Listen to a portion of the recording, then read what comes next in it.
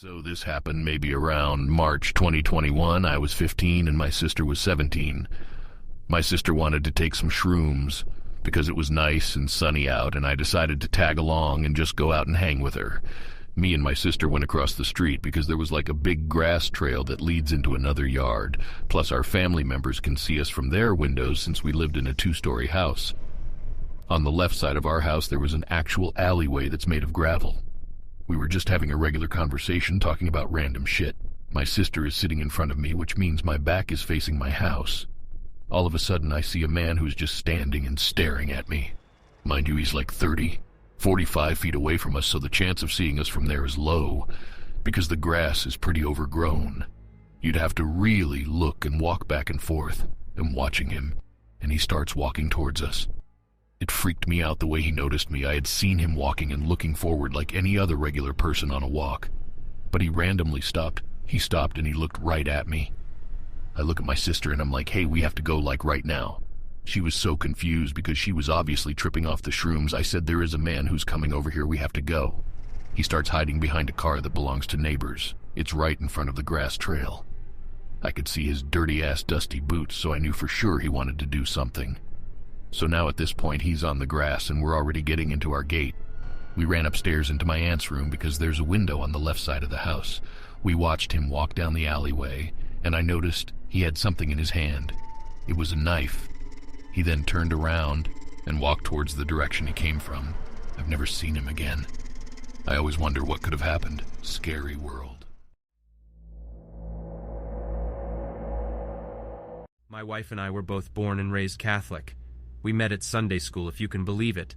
We were married by the same priest who taught our moral theology class at St. Mary's High School. When God blessed us with a daughter, we both wanted to raise her in the faith. For 10 years we were a happy, loving family of Christ. Until one night when my daughter wanted to have a conversation with us. My daughter confessed that she had a crush on a girl in her class. She felt sorry because she knew it might make God sad.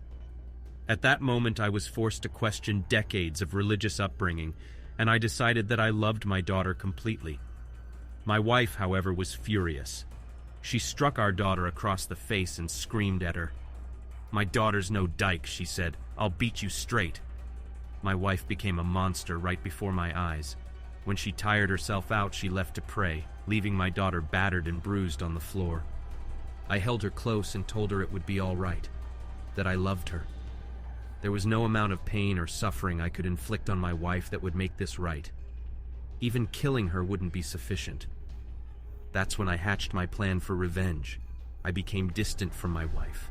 I would purposely stay late at work or find the time to hang out with friends. I made her lonelier than she had ever been in our 10 years of marriage. Then I started leaving flyers around the house for dance classes, yoga lessons, and personal trainers, all taught by young and very handsome men.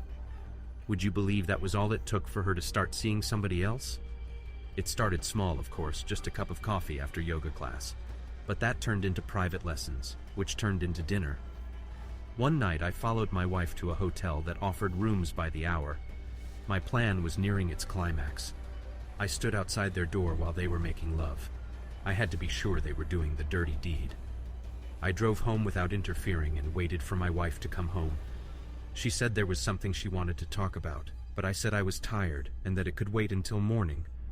We went to sleep in our bed like we had every night for 10 years. When she was deep asleep, I choked the life out of her.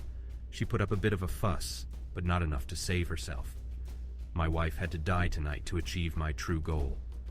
Committing adultery is considered a mortal sin when you're Catholic, and if you die without confessing those sins to a priest, then you cannot enter the kingdom of heaven. I damned her soul, sent that bitch straight to hell. Next time, don't fuck with my daughter.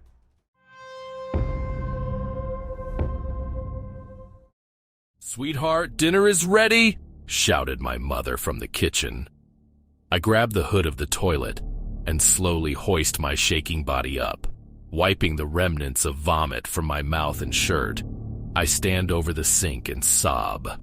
I barely just finished regurgitating the last bit of lunch, and now I'm forced to go through this process all over again. Making my way down the stairs, I grip the banister to prevent my legs from buckling under me. I put on the same straight face I always project when around my family and sink into my chair at the dinner table. My little brother Kenneth and my father sit on either head of the table.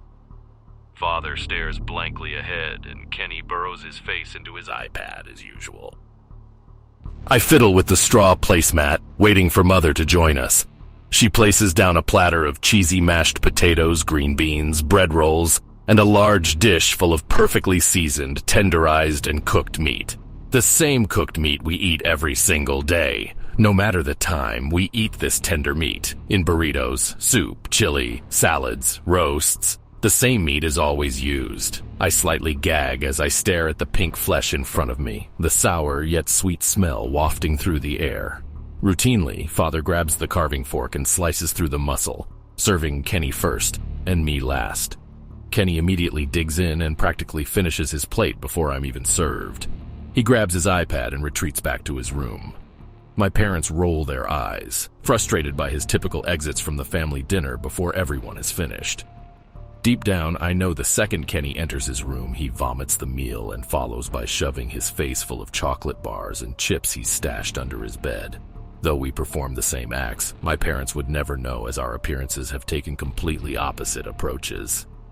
Kenny has gained nearly 30 pounds since we started this new style of meals a year ago, and I've lost 65 pounds, even though I was already considered underweight. With a body completely skin and bones, I am disgusted by the person I have become. Veins popping out of every surface, every ridge in my bones showing through, my exposed spine making it nearly impossible for me to lay comfortably. I am nothing but a figment of the person I used to be. I slowly consume each bite from my plate, and with each swallow, the most excruciating, intense pain follows. Tears pool in my eyes, and I avoid eye contact with Mother and Father at all costs.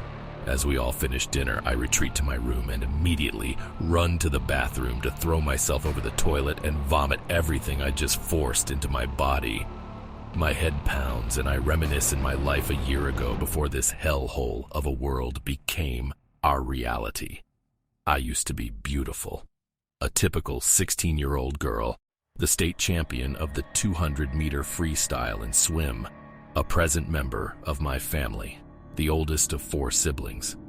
Now, I crouch over this bowl and flush down pieces of my soul each day. I would give anything to go back a year ago and kiss my little sisters Cecilia and Gwen, just one more time. To go back and enjoy a piece of chicken with my favorite macaroni just one more time. But reality has changed, and since the virus broke out that infected every species of animal except for humans, I wait quietly for the day my body gives into its sickness, and I never wake up again. I curl up into a ball on my bed and weep as I feel the remnants of my sister's flesh in between my teeth. What will happen to me when I die next? I know I'm the unhealthiest in my family now, but I cannot bear to eat human meat for even one more day. It began with humankind trying to adapt to a forced vegan lifestyle, but quickly realizing such a life was not nourishing enough. With over 75% of the population crumbling in the first 9 months, the last of humankind has resorted to cannibalism to sustain ourselves. Though incomprehensible, the imaginable becomes reality when all life as we know it is altered. Living off first my grandmother, then Mother's brother, Uncle Andy, Cecilia, the neighbor 2 houses down the street, and now Gwen, sweet Gwen. I wait until I am the next slab of flesh on the table for my dehumanized family to consume. Thank you guys so much for watching. What do you think about this story? Leave us a comment to let us know. But before you go, make sure to leave a like and subscribe to the channel if you want to see more chilling, gruesome stories like this. Hope to see you again.